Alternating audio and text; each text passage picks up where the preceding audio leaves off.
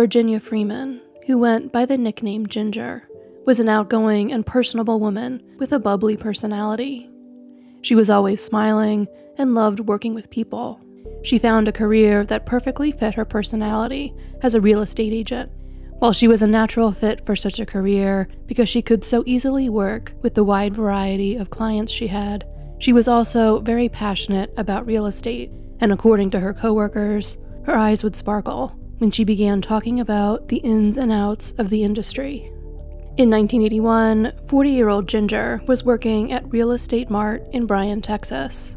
At that time, all of the real estate agents there happened to be women. She lived with her husband Charles in neighboring College Station, Texas.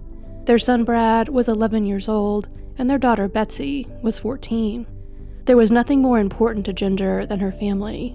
Some of her coworkers mistakenly thought she worked part-time rather than full-time because she worked so diligently and efficiently while she was at the office that she was able to leave earlier in the day than most other employees. She worked so hard in order to have more time with her children. She built her demanding work schedule around her children's needs and did everything she could to be home when they arrived home from school. Ginger was very active and loved the outdoors. She regularly went hiking and backpacking with her family. What little free time Ginger had when she was not working or caring for her family was spent volunteering. She was an active volunteer at her church and with the Girl Scouts and the American Red Cross. Her love of nature helped her always come up with new ideas for outdoor activities for the Girl Scouts. She further volunteered to work with international students at Texas A&M University, helping them adjust to living in the United States. On December 1st, 1981, Ginger had plans to go out to dinner with her husband and two of their friends. However, around 3 o'clock that afternoon, a call came into her office. A man, described as having a country-sounding accent, said he had $73,000 in cash he wanted to use to purchase a home that was for sale on Greens Prairie Road. At the time, the home was on a secluded road in a rural section of College Station. Not wanting to miss out on a cash sale, which could generally be completed more quickly and easily than a financed sale, Ginger agreed to meet the caller at the property to show him the house. On her way, she stopped at home to see her children. She told them where she was going and that she would be back home in time for dinner. Ginger did not arrive home in time to go to the dinner. Around 7 p.m., her worried husband Charles reported her missing. He also called her office and got the address of the home Ginger had been going to show the potential buyer. He and the husband of one of Ginger's coworkers went out to search for her, starting out at the home she had been going to show that afternoon. Behind the remote home, they discovered Ginger's body. Ginger had been struck in the head with a blunt object, believed to be a 4.5-pound slab of concrete. She had been strangled with enough force that her neck was broken, and she had been stabbed in the neck 11 times. A later examination would determine that she had been sexually assaulted. Her time of death was placed at approximately 3:30 p.m., just a half hour after Ginger received the phone call that brought her to the property.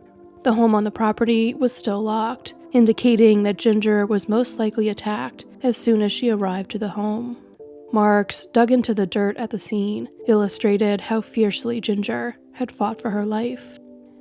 2 days after the murder, a group of local real estate agents announced that they were collectively offering a $10,000 reward for information in the case. More than 900 people were in attendance at Ginger's funeral on December 4th, 1981. In February of 1982, a memorial fund was established in Ginger's name to help assist international students and their families when they arrived in Texas.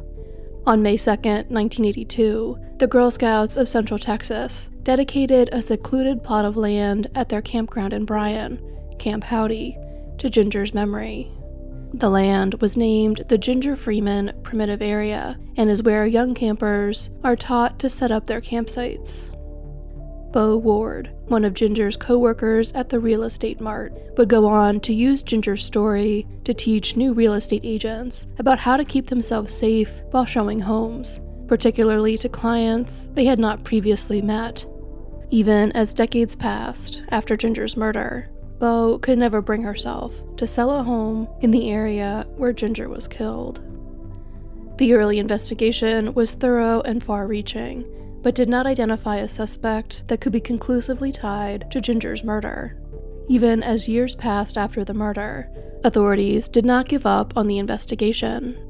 Several known serial killers, including Coral Eugene Watts and Henry Lee Lucas, were interviewed as part of the investigation, but ultimately ruled out as suspects. More than 6 leads were pursued over the years, with investigators traveling all over the United States to look into potential suspects. Witnesses were hypnotized in hopes of them remembering new details. While DNA testing was not available to law enforcement at the time of Ginger's murder, investigator Dick Gullidge had the foresight to have Ginger's hands covered with plastic bags at the crime scene. He coordinated with the medical examiner's office to make sure that Ginger's fingernails and any material under them were preserved. Decades later, testing would show that the killer's DNA had been deposited under Ginger's fingernails as she tried to fight him off. The DNA would prove to be crucial evidence once technology advanced to the point where investigators could properly utilize it. Evidence from the case was submitted for DNA testing in 1997, and a DNA profile was developed. Over the years, there was no match to it found in criminal databases or to any of the numerous suspects authorities collected DNA samples from. A major break in the case came in early 2017, when the television program National Geographic Explorer offered to pay for advanced DNA analysis in the case in exchange for investigators' cooperation in filming a segment about Ginger's murder. The DNA testing in question was Snapshot, a forensic analysis program developed by Parabon Nanolabs. The program predicts certain physical features, like hair color and eye color, an individual is likely to have based on their DNA profile, and generates images of what they may look like. The analysis produced 2 images of what Ginger's killer may have looked like at different ages. Brazos County Sheriff Chris Kirk revealed the images at a press conference in April of 2017, with the hope that a member of the public would come forward identifying a man who resembled the man in the images, who could be investigated as a potential suspect. It would be Parabon's further work with the department that would ultimately help close the case, however. In June of 2018, Sheriff Kirk held another press conference, this time announcing that Parabon had used genetic genealogy to provide clear and convincing evidence that Ginger's killer was James Otto Earhart.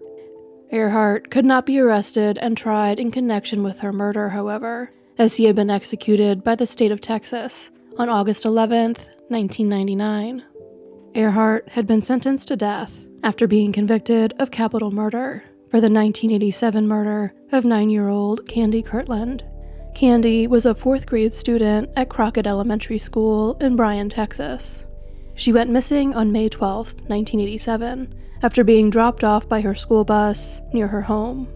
Her body, still in the clothes she had been wearing the day she went missing, was discovered hidden under debris in a wooded area off of a dirt road in Bryan. Her arms had been bound behind her back with electrical cord, and she had been shot once in the back of her head. Earhart had been in Candy's neighborhood recently, inquiring about a paint gun that had been offered for sale in a newspaper ad. Witnesses saw him and his vehicle near Candy's home the day she went missing. He was taken into custody in connection to Candy's disappearance, just hours before her body was discovered. He claimed to have given Candy a ride the day she disappeared, but maintained his innocence in her murder. He was tried and found guilty, based on witness testimony and blood evidence. According to authorities, Earhart had been on their radar during the investigation into Ginger's murder. DNA evidence tied him to the crime after Parabon uploaded the DNA profile generated from the evidence found under Ginger's fingernails into genealogy databases.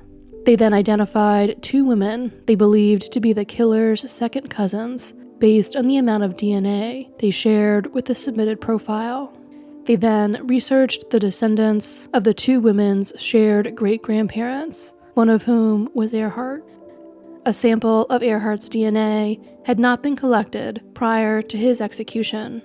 His son agreed to provide authorities with a sample of his DNA, which showed that he was the son of the contributor of the DNA found at the crime scene. This led to the announcement identifying Earhart as Ginger's murderer. Earhart's remains were exhumed in June of 2018 to obtain a direct DNA sample.